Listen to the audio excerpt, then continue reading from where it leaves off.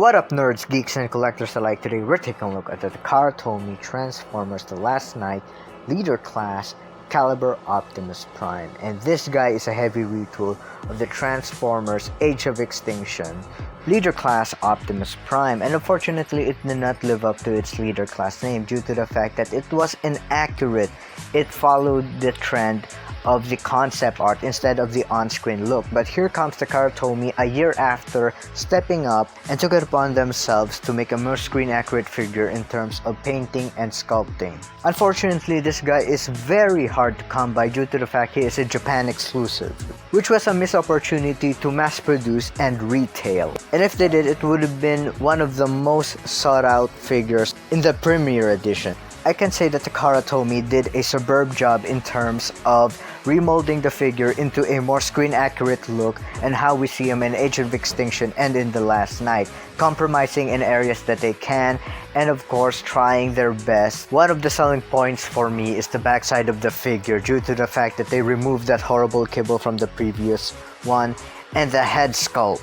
Takara did a wonderful job with this head sculpt. It's gotta be my favorite part of the entire figure due to the fact the sculpting is more screen accurate and the paint applications are clean and precise. With the blue over the silver, it is carefully applied.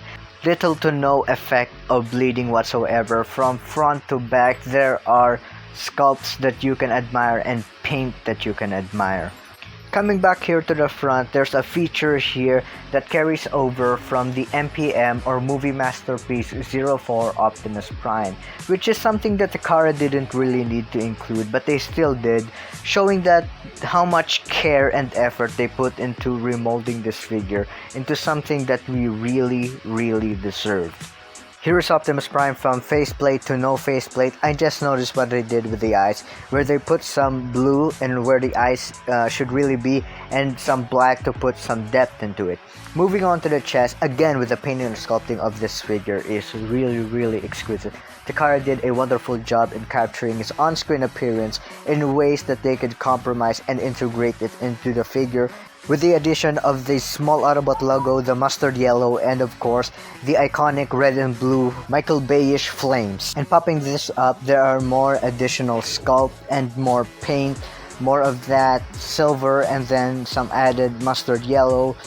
This is something that Takara really didn't need to do, since you can't see this either in robot mode or in vehicle mode, but they still did, giving the figure a sense of quality to it.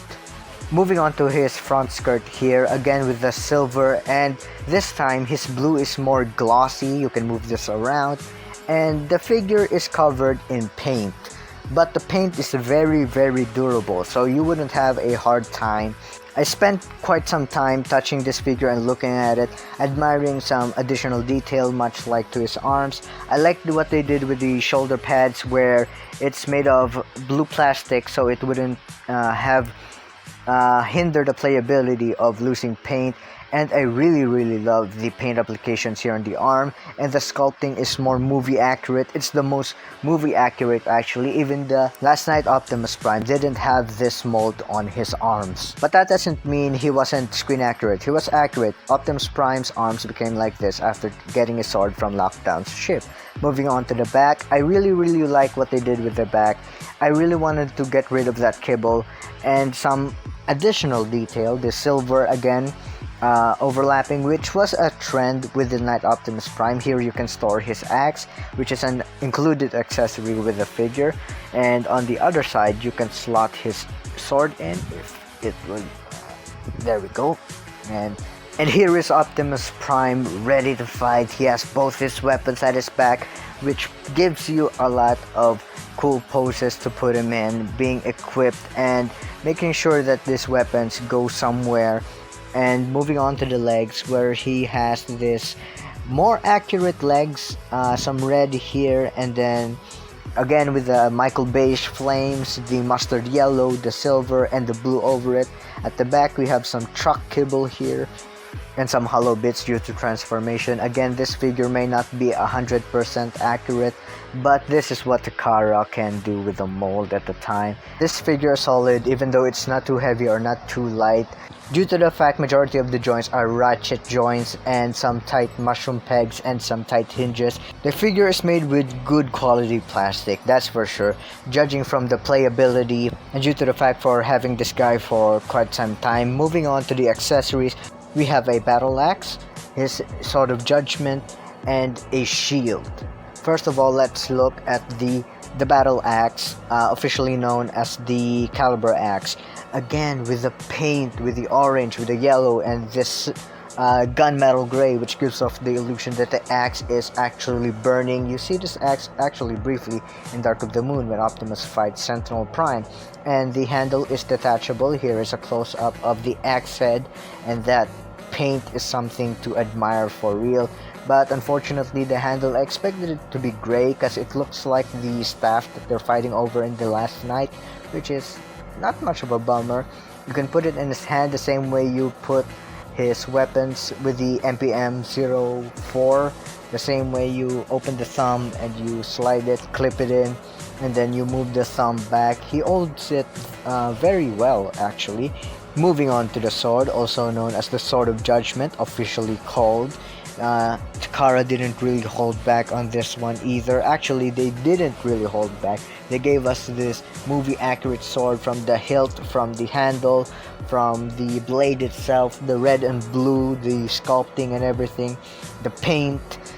Wow, all I can say is wow here. This is the very accurate sword. He can hold the sword the same way he holds the axe. Moving on to the shield, or officially known as the overshield. This thing is all covered in a gunmetal gray with the bronze and then little small parts of mustard yellow. This is the back part of the truck mode, actually, which is a very smart way because I'd rather have this than on his back the entire time, which is actually a smart part on Takara.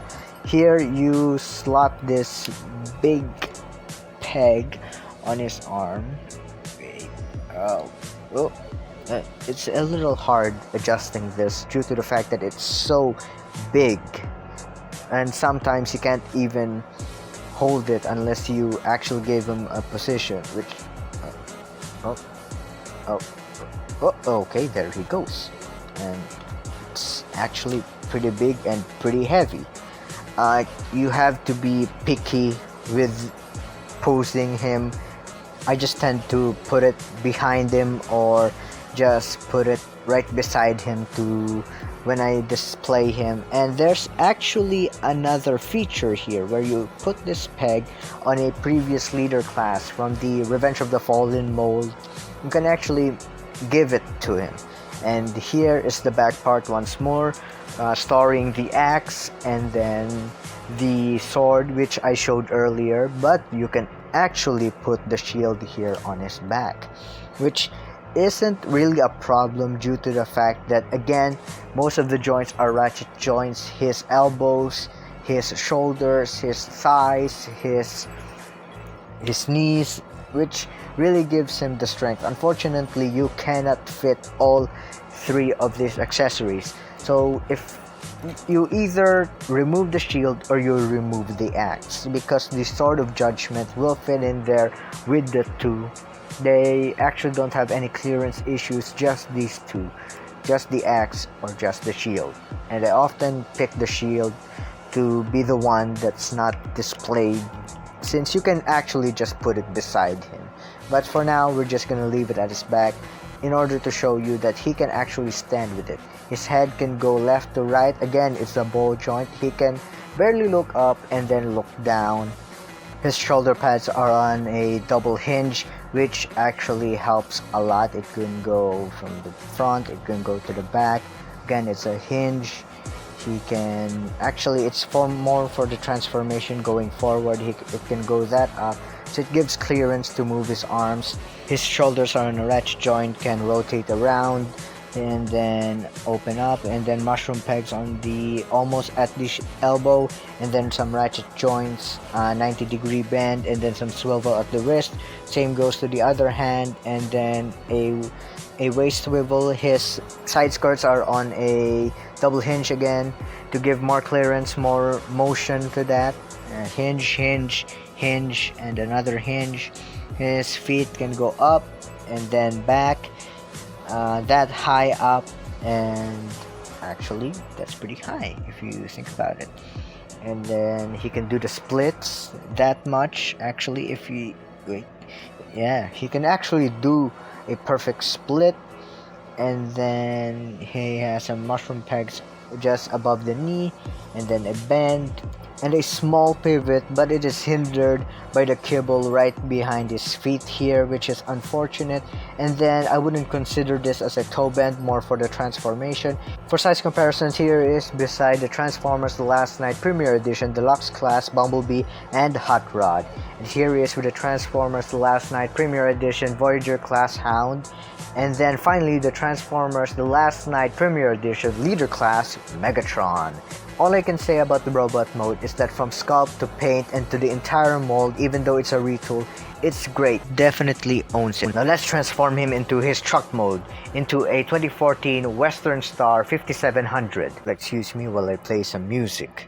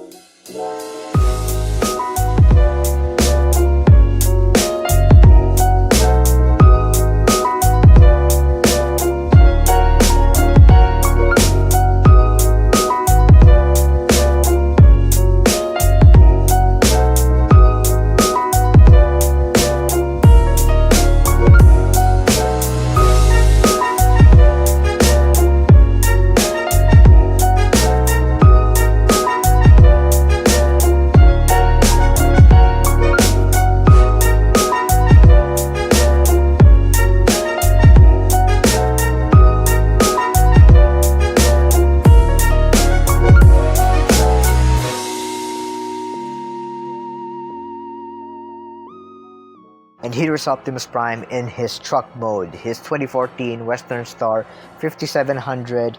It is an absolutely beautiful truck. It is something that you can actually visualize Optimus Prime getting for his alt mode. Here we have a tiny Autobot symbol. Even though it's not that sculpted, you can see that there is a little detail that gives you that it's an Autobot symbol. Underneath the truck, he has his sword and his axe stored there. He rolls really nicely. He has this rubbery feeling tires, but it's actually just plastic. And then the mixture of chrome with the glossy paint with the dominant blue, which is actually really nice. We have that marble feel to it, which is not really a feel, more like a visual appeal. And then some chrome, which is a nice touch on Takara's part. There are some size comparisons with Bumblebee and Hot Rod, and then a side view here, which is sized actually almost 2 deluxes. Here's Bumblebee and here's Hot Rod for your size comparisons, and then here he is with the Hound with the Voyager class, which is actually still a nice scale overall. Yeah, it's actually a nice scale. And here he is with the Megatron, leader class Megatron, which is really big. And as you can see, they may not be perfect scale, considering that they're just the same height in robot mode. Of course, you can see that Megatron is a little longer. It takes here my entire setup, as you can see. But there you have it, Takara Tomy Calibur Optimus Prime.